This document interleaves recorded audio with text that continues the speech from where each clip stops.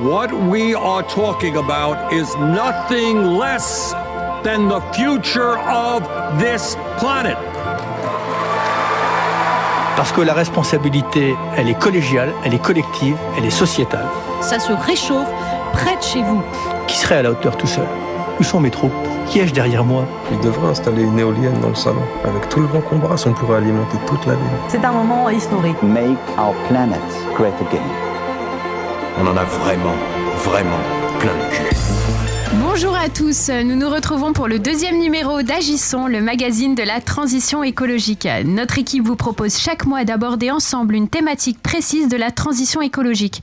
Et comme nous chérissons les valeurs d'égalité, nous changeons de rôle à chaque émission. Ce mois-ci, c'est Léonard. Bonjour Léonard. Bonjour Magali. Et moi-même qui prenons les rênes et nous ne sommes pas peu fiers du résultat. Notre équipe vous a une nouvelle fois concocté une émission aux petits oignons. Aux petits oignons, ça tombe bien, car le numéro de ce mois-ci abordera justement la nourriture. Alors de quoi allons-nous parler exactement, Léonard ? Aujourd'hui, nous avons le plaisir d'accueillir Nathalie dans nos studios, présidente de l'association des Nattes Vertes. On ira faire un tour du côté de la cuisine commune, une cantine partagée éphémère à Fifcaille. C'est Marion Subtil, cuisinière globe-trotteuse, qui nous en parlera. Puis nous creuserons ce qu'il se cache derrière le sacro-saint label bio. Et enfin, on essaiera de voir si le bio pas cher, c'est possible, avec notamment l'exemple des Robins des Bio. Vous êtes sur Agissons, le magazine de la transition écologique. Agissons. Agissons. Mais tout de suite, c'est Mehdi qui nous parle de résilience. Alors Mehdi, résilience et agriculture, qu'est-ce que ça donne ? Alors, donc si l'on se réfère à cette magnifique science qu'est l'étymologie, la résilience nous vient de l'anglais resilience, qui serait issu du latin resilire, que l'on traduit aujourd'hui par rebondir, rejaillir. Par exemple, si l'on donne à notre système alimentaire l'adjectif de résilient, c'est que ce système serait en fait capable d'absorber des chocs sans se faire trop mal. Alors, ne comptez pas sur moi pour vous épargner tel un politicard au discours infantilisant. Bah oui, notre système alimentaire industriel est tout sauf résilient. Surprise. En gros, si on se prend une bonne baffe, on pourra juste s'écrier « aïe ». Nos modes de vie nous font converger vers des chocs systémiques que l'on appelle aussi effondrement. Le mot est lâché. Ce n'est pas moi qui le dis, mais c'est flopé de scientifiques désespérés. J'allais dire pas de panique, mais mon père m'a toujours dit, Mehdi, ne mens pas. Alors oui, c'est la panique. Et maintenant, on fait quoi ? On fait la fête une dernière fois ? On se résigne à vivre dans cette comédie mélodramatique comme coincé dans ce piètre destin ? Ouais, franchement ça sera sans moi. Et quitte à s'effondrer, autant le faire avec panache. Le meilleur remède à l'éco-anxiété reste encore le fait d'agir. Pessimiste de raison, optimiste de volonté, serait-ce là l'adage des gens qui se mettent en action. J'en reviens donc à cette fameuse résilience. Vous suivez toujours ou pas ? Ouais. Ok, ça marche. La résilience entend traiter la question de la sécurité alimentaire de manière durable et soutenable pour les écosystèmes. Il conviendrait donc, dans le cadre d'une transition écologique réussie, d'intégrer les principes de résilience qui vont suivre à notre système alimentaire. Premier principe, le local. Et oui, on ne cesse de la rabâcher, mais c'est pour votre bien. Produire local, consommer local. La diversité, car on ne peut se permettre de faire de la monoculture, c'est une utopie révolue. Ensuite, le système alimentaire se doit d'être décentralisé. Bah oui, décentralisé, nous sommes plus forts les amis. Le principe cyclique est aussi important, entendez ici un système ne produisant pas de déchets. La transparence n'est pas à sous-estimer, En effet, il est essentiel que chacun comprenne le système qui le nourrit. Enfin, le système alimentaire se doit d'être basé sur une forte cohésion sociale. On parle d'entraide ou d'aide mutuelle, ce qui est par définition bénéfique pour l'ensemble des vivants. L'agriculture doit restaurer les écosystèmes. On parle d'aggradation en opposition à dégradation. Cette agriculture doit aussi être basée sur les énergies renouvelables. Allez, courage. Comme on dit, on n'a pas de pétrole, mais on a des idées. Pour être résilient, il faut aussi développer de nouveau les jardins personnels. C'est l'une des bases de l'autosuffisance. Et justement, la ville dans tout ça, on reste sur une dualité ville-campagne ou est-ce qu'on fait quelque chose d'autre ? Alors, il faut comprendre que tout ceci, dans le cadre d'une transition écologique, va radicalement changer le visage de nos villes et nos campagnes. Et qu'on ne parle pas de chirurgie plastique. Nos villes sont aujourd'hui fondées sur des principes contraires à la résilience. Hashtag Lille, j'ai envie de dire. Si transition il y a, l'agriculture urbaine va refaire son apparition. Elle sera innovante et créatrice d'emplois. Tout ça c'est bien, mais ça ne pourra suffire. Il faudra aussi repenser l'agriculture en milieu périurbain et ruraux. De beaux défis sont à nos portes, voire même plus près que ça. C'est tout pour moi, bon courage et vive la résilience. Et ouais, du courage, on va en avoir besoin. Justement, en parlant d'agriculture urbaine, on reçoit aujourd'hui Nathalie, qui est présidente de l'association Les Nattes Vertes et qui s'occupe d'un jardin implanté au métalunaire à Alos, qui développe la permaculture, technique agricole autant que philosophie écologique. Maxence et Mehdi, vous avez visité le jardin l'autre jour et c'est à vous de mener cette interview. Et oui, une belle journée chez Les Nattes Vertes. Donc bonjour Nathalie, merci d'être venue. Bonjour. Premièrement, est-ce que tu peux te présenter un peu ton parcours professionnel, etc. Comment t'es arrivé au NatVert? Eh bien, j'ai une formation d'art appliqué il y a 30 ans. Et puis, j'étais dans le spectacle de rue. J'ai aussi toujours mené une vie artistique, un travail de peinture, de plasticien. J'étais avant artiste jardinière. Maintenant, je suis jardinière artiste. C'est beau. C'est beau, ouais. Alors du coup, est-ce que tu peux nous parler des NatVert, son histoire, quand est-ce que vous êtes arrivé à Los, etc. Donc nous sommes arrivés à Los en 2016, à l'initiative de la propriétaire du site Métal-Lunaire, qui imaginait d'en faire un écoquartier. Okay. On est sur une friche industrielle, ancienne métallerie. Donc maintenant, il y a de l'habitat collectif et des ateliers artistes-artisans. Et un jardin partagé. Donc le souhait, en fait, avec l'association des NatVert, c'est d'ouvrir ce jardin sur l'extérieur. Et du coup, je reviens, vu que c'était une friche industrielle, est-ce que le sol, quand vous êtes arrivé, était pollué, du coup? Et si oui, comment vous avez fait pour, entre guillemets, dépolluer le sol et planter votre jardin? Eh bien, la nature a des ressources que l'on ne soupçonne pas. Oh oui. Donc, ça fait une vingtaine d'années que l'industrie s'est arrêtée sur ce site. On a favorisé la nature, justement. On a favorisé, en tout cas, la biodiversité. Et c'est récent que l'on fait du potager sur le site. Et là, on a utilisé les méthodes de permaculture, permacole. Et justement, pour toi, qu'est-ce que c'est la permaculture à des gens novices? Comment tu peux expliquer Alors, la permaculture, c'est d'abord une éthique, philosophie, respect de la terre, respect de l'humain, partage équitable des ressources. Ça, on ne le perd pas de vue, et à chaque action, au quotidien même, on se pose la question, suis-je bien dans l'éthique? D'accord. Donc la permaculture, c'est d'abord concevoir un environnement éthique qui vise à rendre l'habitat humain durable, en imitant le fonctionnement de la nature. On ne perd pas de vue de la nature. Ensuite, c'est une boîte à outils avec une méthodologie de design. D'accord, ouais, donc il y a vraiment des plans qui sont faits de plantation, etc. Oui. Ok, d'accord. Merci Nathalie pour ce premier retour d'expérience. Vous restez encore un peu avec nous? Merci. Alors tout de suite, nous allons écouter Élise, qui est allée à la rencontre de Marion Subtil, qui tient donc l'avant-goût de la cuisine commune et qui va nous parler de ce lieu particulier. Agissons. Agissons. Bonjour Marion, est-ce que vous pourriez vous présenter en quelques mots? Je suis animatrice cuisine pour une association qui s'appelle l'Essence du goût et qui fait partie des partenaires d'un projet imaginé au départ par la ville de Lille, mais qui n'a pas vocation à porter, qui est un projet de cuisine commune. Du coup, moi, je mène des activités culinaires à la cuisine commune. Là, j'étais missionnée sur 3 ans pour travailler dans le lieu temporaire auprès du public adulte. Et du coup, je fais des ateliers avec comme objectif premier les échanges de savoir, de permettre sur mes grandes envies, à l'envie que les gens sachent ce qu'ils mettent dans leur assiette et continuent de cuisiner, favoriser la transmission de savoir-faire et l'échange, et puis de recréer notamment pour les personnes isolées du partage autour du repas. Est-ce que vous pourriez nous définir la cuisine commune en général ?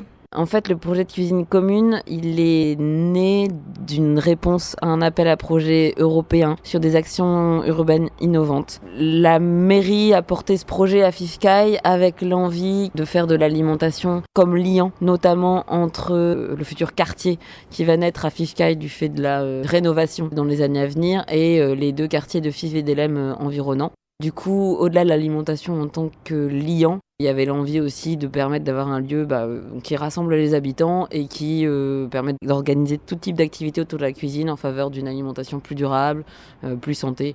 L'outil cuisine est un outil de toute façon hyper polyvalent qui permet d'aborder plein de sujets et où on retrouve parfois l'alimentation en tant que fin. Ça veut dire d'avoir une alimentation avec laquelle on se sent bien, tant au niveau de la santé que du goût, que du partage.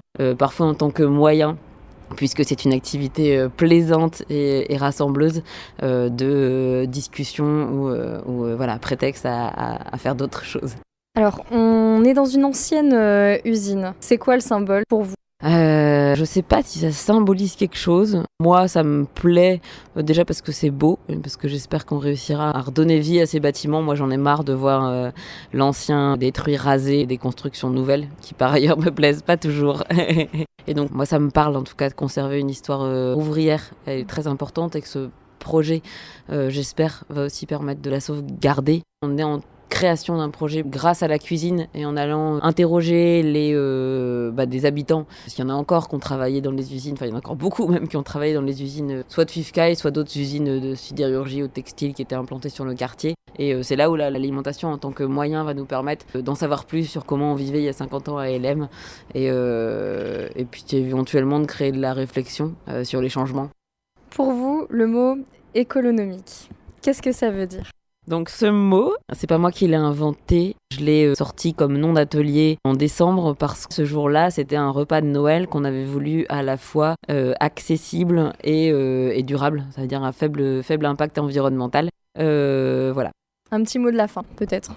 Et plutôt que bon appétit, j'ai envie de dire cuisinez et prenez-y plaisir. Agissons. Agissons. Agissons.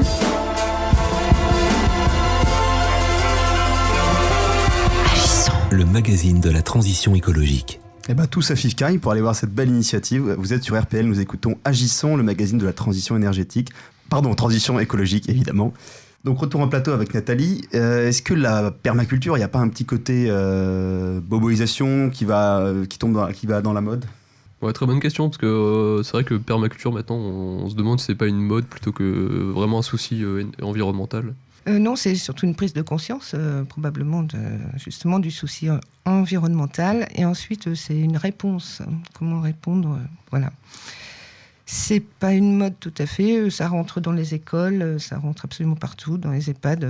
Voilà, c'est produire plus, aggrader, réparer. La permaculture fait partie de la transition écologique, justement. Donc, la capacité à amortir le choc futur qui va arriver. Donc on n'est pas tout à fait dans une mode, on est quand même dans une réalité et c'est une façon donc d'accompagner cette réalité qui me semble la plus juste pour l'instant. D'accord. Et justement, à l'échelle des Nadvertes, comment vous faites pour transmettre cette permaculture, ce goût pour l'environnement, etc. En gardant le jardin ouvert, justement. Donc on fait des auberges espagnoles tous les mercredis midi, ouverts à tous. Des permanences, mercredi après-midi, vendredi après-midi. 4e samedi du mois, et une programmation. Donc on a une initiation à la permaculture le 31 mars. Donc c'est notre premier lancement, mais on aimerait faire ça une fois par mois, donc à chaque fois avec une thématique. Et puis on a un grand rendez-vous aussi, qui est la fête de printemps, le 5, 6, 7 avril, qui est l'occasion de découvrir le site dans son ensemble et démarrage du printemps. D'accord. Et du coup, dans votre jardin, vous produisez des légumes Donc, on essaie de produire des légumes et on fait des ateliers cuisine lors des fêtes de printemps, justement, aux fêtes des saisons. Et cette année, on cuisine définitivement avec les produits du jardin. Et du coup, cette production, donc, vous la consommez en interne, mais est-ce qu'il y a une vocation à s'étendre ou, par exemple, est-ce que l'agriculture urbaine elle pourrait répondre à la problématique de nourrir les personnes à plus grande échelle ? Eh bien, on a accompagné une unité de maraîchage sur l'Os, justement, qui se met en route là, avec la Fabrique de l'Emploi. Et là, l'idée, c'est vraiment une production qui est destinée au quartier. Donc, ça donne une bonne réponse. Il y a eu des kilos, des tonnes de tomates cette année. Et en même temps, ce sont des gens du quartier qui cultivent, qui se mettent au maraîchage. Donc, on les a accompagnés. Et ça, c'est un exemple concret de proximité, justement, de production locale. Et ben, en tout cas, tout ça, cool, ça nous donne vachement envie de venir vous voir. Donc, c'est au Nadverte, à Los. Alors, on vous a demandé de choisir une musique. Vous nous avez proposé Le Petit Jardin de Jacques Dutronc. Vous avez quelques mots à dire Le Petit Jardin, parce que sur cette grande friche, il y a effectivement ce petit jardin qu'on ne soupçonne pas de la rue. Et je trouvais que cette chanson correspondait bien à ce jardin. Parfait. Nous écoutons tout de suite Le Petit Jardin de Jacques Dutronc. C'était un petit jardin qui sentait bon le métropolitain, qui sentait bon le bassin parisien, C'était un petit jardin avec une table et une chaise de jardin, avec 2 arbres, un pommier et un sapin, au fond d'une cour à la chaussée d'Antin. Mais un jour, près du jardin, passa un homme qui au revers de son veston portait une fleur de béton. Dans le jardin, une voix chanta: de grâce, monsieur le promoteur, de grâce, préservez cette grâce, de grâce, monsieur le promoteur, ne coupez pas mes fleurs. C'était un petit jardin qui sentait bon le métropolitain, qui sentait bon le bassin parisien. C'était un petit jardin avec un rouge-gorge dans son sapin, avec un homme qui faisait son jardin au fond d'une cour à la chaussée d'Antin. Mais un jour, près du jardin, passa un homme qui au revers de son veston portait une fleur de béton. Dans le jardin, une voix chanta: de grâce, monsieur le promoteur, de grâce, préservez cette grâce, de grâce, monsieur le promoteur, ne coupez pas mes fleurs. C'était un petit jardin qui sentait bon le bassin parisien, à la place du joli petit jardin, il y a l'entrée d'un souterrain où sont rangés comme des parpaings les automobiles du centre urbain. C'était un petit jardin au fond d'une cour à la chaussée d'Antin. C'était un petit jardin au fond d'une cour à la chaussée d'Antin.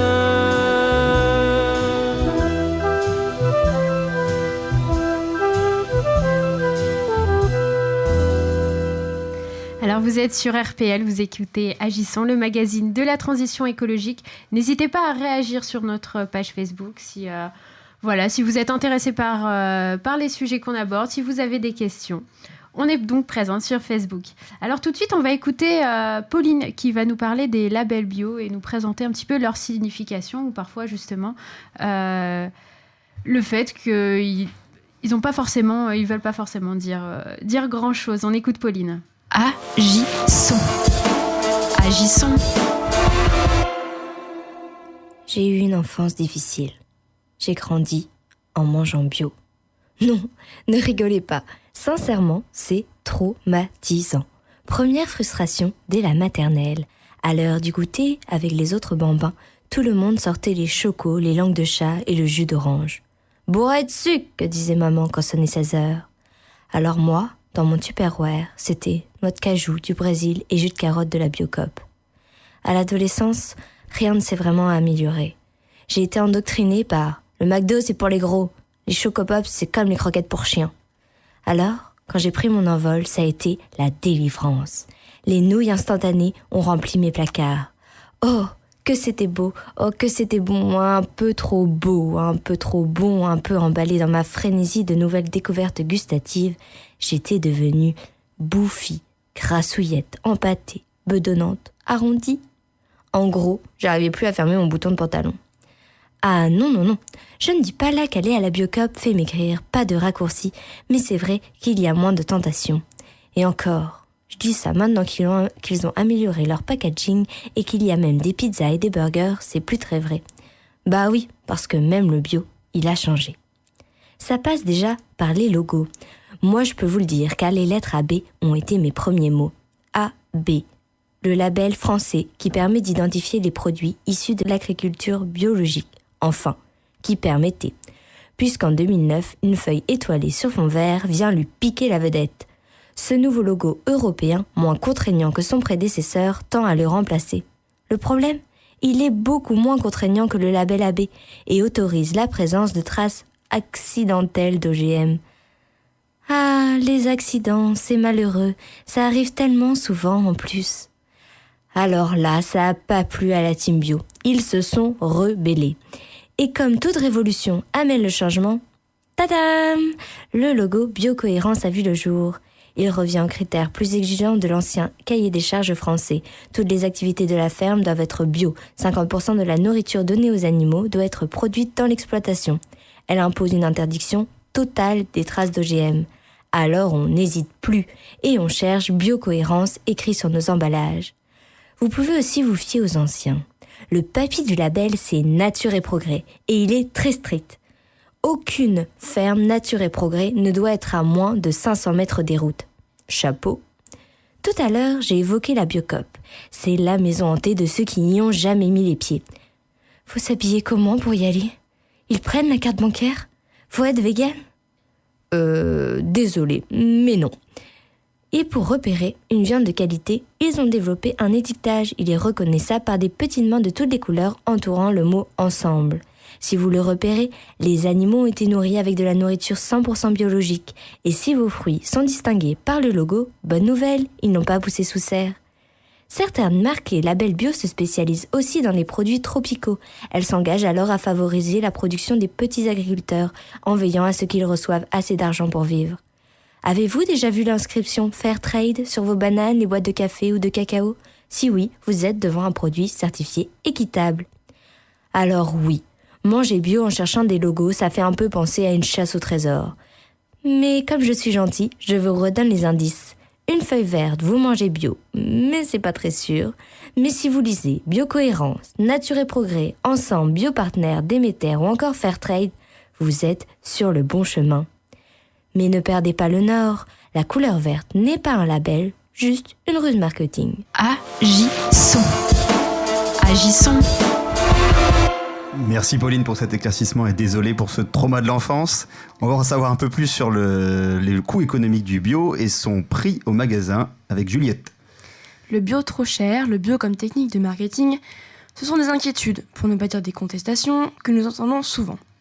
Bon, j'aimerais vous dire que ce sont des préjugés infondés, que betterave en main, les prix entre un supermarché et une Biocoop sont identiques. Mais d'une part, ça me tacherait les doigts, d'autre part, je serais bien déçue. Parce que oui, ce qui est certifié biologique est généralement plus coûteux. Pourquoi donc ? Pourquoi délaisser une betterave issue de l'agriculture biologique, encore terreuse mais pour autant heureuse, au profit de 5 betteraves à Carrefour, dénudées et étouffées dans du plastique ? Eh bien, parce que obtenir le précieux label agriculture biologique a un coût pour le producteur qui n'est pas négligeable. Alors les petits agriculteurs locaux doivent augmenter un peu leur prix. A l'inverse, les produits vendus très bas rémunèrent trop peu les agriculteurs. Ensuite, parce qu'il y a une distorsion du prix entre ce que le bio coûte à produire et son prix de vente. En réalité, la production biologique, ça nécessite moins de produits et ça se révèle plus économique. Mais ça ajoute à cela des problèmes de concurrence, des salaires à verser, etc. Et puis évidemment, les marges pratiquées, notamment dans les grandes surfaces, où il y a une véritable déconnexion entre le coût de production et le prix du produit. Mais là, je pense que je ne vous apprends pas grand-chose. Car oui, quid de ces rayons dits bio des supermarchés, où l'on trouve des images de vaches qui gambadent dans des prés verdoyants ? On ne va pas se mentir, c'est beaucoup de greenwashing et de profit. Ces produits sont vendus plus cher à cause de cette fameuse marge, mais aussi parce qu'ils sont suremballés dans du plastique, et d'un point de vue écologique, je vous le dis, c'est pas cool. On est sur du bio, certes sans chimie, mais qui ne fait pas attention aux saisons, à la juste rémunération, aux moyens de transport. Peut mieux faire. Bon alors, sommes-nous condamnés ? Bon, non. Je vais vous donner quelques solutions, parce que associer économie et écologie, en fait, c'est tout à fait possible. Armez-vous d'un tote bag, de quelques sacs en tissu réutilisables, 2 ou 3 bocaux, et foncez sur les fruits et légumes en vrac en magasin bio, mais aussi les produits céréaliers ou encore les biscuits. Nous avons également la chance, à Lille, d'avoir de bons marchés, plusieurs fois dans la semaine. Alors on repère la personne qui vend uniquement des légumes de saison, ou encore la barquette de fruits et légumes un peu abîmés et bradés, et c'est parti pour les bonnes affaires. L'autre alternative, encore plus efficace, c'est de faire ses courses dans une épicerie associative. On me dit dans l'oreillette qu'il y en a une super à Lille. Robin des Bio. Robin des Bio, c'est une petite épicerie solidaire dont le local se situe à la Méresse. Ici, pas de longues allées au carrelage blanc, pas de foule se pressant à la caisse avec des caddies surchargés, ni de rayons où se bousculent 38 marques de yaourt. Robin des Bio, c'est tout le nécessaire, alimentaire comme ménager, sans jouer le jeu de la surconsommation. Les fruits et légumes de saison et locaux respirent librement. Les produits secs comme les pâtes ou le riz se tiennent chauds dans de grands sacs en vrac. Ce sont également des soupes de producteurs, des produits hygiéniques zéro déchet et divers pains livrés quotidiennement d'une ferme biologique de la région. Bref, des circuits courts, des produits contrôlés selon une charte stricte, tout y est. Et puis surtout, il y a cette dimension associative et participative qui fait le bon esprit de l'épicerie. Pour être adhérent ou adhérente, il faut cotiser une petite somme par an et cela fait vivre la boutique. C'est un engagement, une réelle implication. On connaît assez vite les autres adhérents et adhérentes et le personnel. Et c'est toujours très agréable d'échanger quelques mots entre la poire et la betterave. Merci. Pas mal du tout. Et justement, allez faire un tour au Robin des Bio pour donner un petit coup de pouce, ils en ont besoin en ce moment. Maintenant, Dame Nature va venir nous parler de l'horoscope des prochains jours et du mois. Tout de suite, Justine, donne-nous ces précisions. Alors, donc bonjour à tous. On va commencer par les béliers. Saturne vous ouvre les yeux. Vous avez pris du poids pendant l'hiver. Un peu de sport s'impose. Bonjour le vélo et adieu les kilos. Taureau, entre les deux, votre cœur balance. En mars, excite le Nutella. Place à la pâte à tartiner sans huile de palme. Et pourquoi pas, la préparez vous-même. Pour les Gémeaux, soyez tolérants et compréhensifs en ce mois de mars. Vous ne pouvez pas imposer votre mode de vie zéro déchet si facilement. Soyez patients et persévérants. Pour les cancers, mars sera le mois de l'action. Fini les contenants à usage unique, les produits transformés et suremballés, place aux bocaux en verre et aux produits locaux. La planète vous remercie. Pour les lions, en couple ou célibataire, le climat deviendra hot. Il est temps de faire baisser la température. Pensez à manger moins de viande, à prendre les transports en commun ou le vélo. En général, il faudra calmer vos émissions de gaz à effet de serre. Pour les vierges, en mars, c'est la fin de l'hiver et Jupiter vous encourage à faire le tri dans votre dressing. Il est temps de donner ce que vous ne portez plus, un peu de courage. Balance, vous êtes sujet à une baisse d'énergie en début de mois. Faites le plein de vitamines avec les kiwis et les salsifis. C'est prouvé, les fruits et légumes ont un effet positif sur votre morale. Pour les scorpions, ce mois-ci, on oublie les hamburgers et les pizzas surgelées. On fait une halte au marché et on se prépare une soupe aux choux. Pour les sagittaires, méfiez-vous d'une tendance à la dispersion. Après avoir écouté cette émission, vous êtes déterminés à tout changer, manger local, bio de saison, acheter en vrac. Rien ne sert de courir, il faut partir à point. Les capricornes, rien à signaler. Le mois de mars se déroulera sans encombre. Pensez tout de même à prendre l'air. Les Verseaux, il est temps de penser à réparer plutôt que de jeter. Pourquoi ne pas se rendre dans un Repair Café ? Pour les célibataires, vous aurez la chance de faire une rencontre décisive. Pour les autres, vous repartirez avec un objet comme neuf.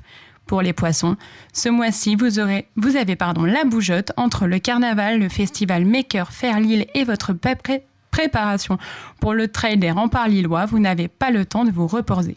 Gardez un peu d'énergie pour la marche climat. Je vous souhaite à tous un agréable mois de mars et une belle journée. Merci, c'était super cet horoscope écolo. Sacré programme. Agissons. Agissons. Le magazine de la transition écologique. La Minute Actualité, on commence avec la pétition L'Affaire du siècle, Magali. Alors oui, les 4 ONG à l'origine de la pétition L'Affaire du siècle, ayant réuni plus de 2 millions de signatures quand même, pour attaquer l'État en justice pour son inaction à combattre le réchauffement climatique, ont été reçues à Matignon la semaine dernière. Depuis, Le ministre de la Transition écologique, François de Rugy, a publié une lettre rappelant les engagements de l'État sur le sujet en verdissant un peu le tableau. Alors, si le gouvernement Macron est probablement l'un de ceux qui a agi le plus en faveur de l'écologie, la France partait de très loin en matière d'engagement. Et cette lettre de 10 pages ne fait pas non plus oublier toutes les décisions qui vont au contraire de ces actions. Les dénommés pisseurs involontaires de glyphosate poursuivent leur action. Ces habitants de Toulouse, certains mangeant en majorité bio, se sont rendus compte que le taux de glyphosate dans leurs urines était en moyenne 11 fois plus élevé que la réglementation actuelle. Ils ont donc porté plainte individuellement contre toute personne étant responsable de la diffusion de cet agent agricole, du fameux Roundup. D'autres actions de ce type se sont ralliées à la cause.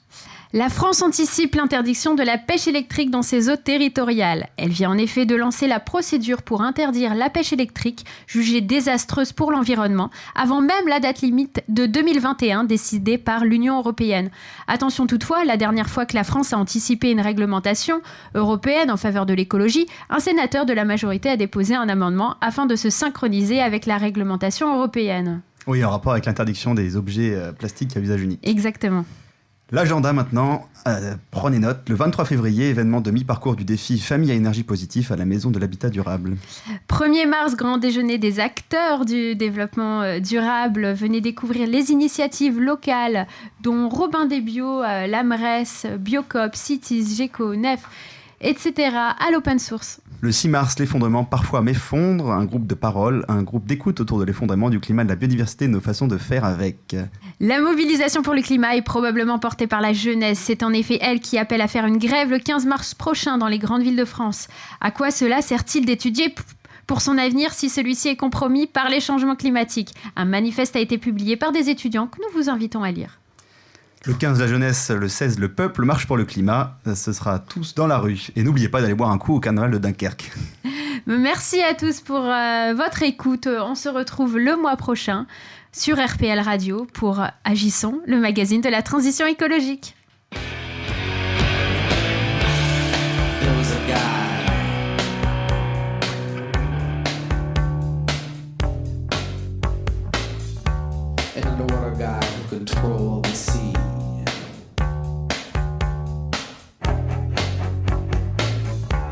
Got killed by 10 million pounds of sludge from New York and New Jersey.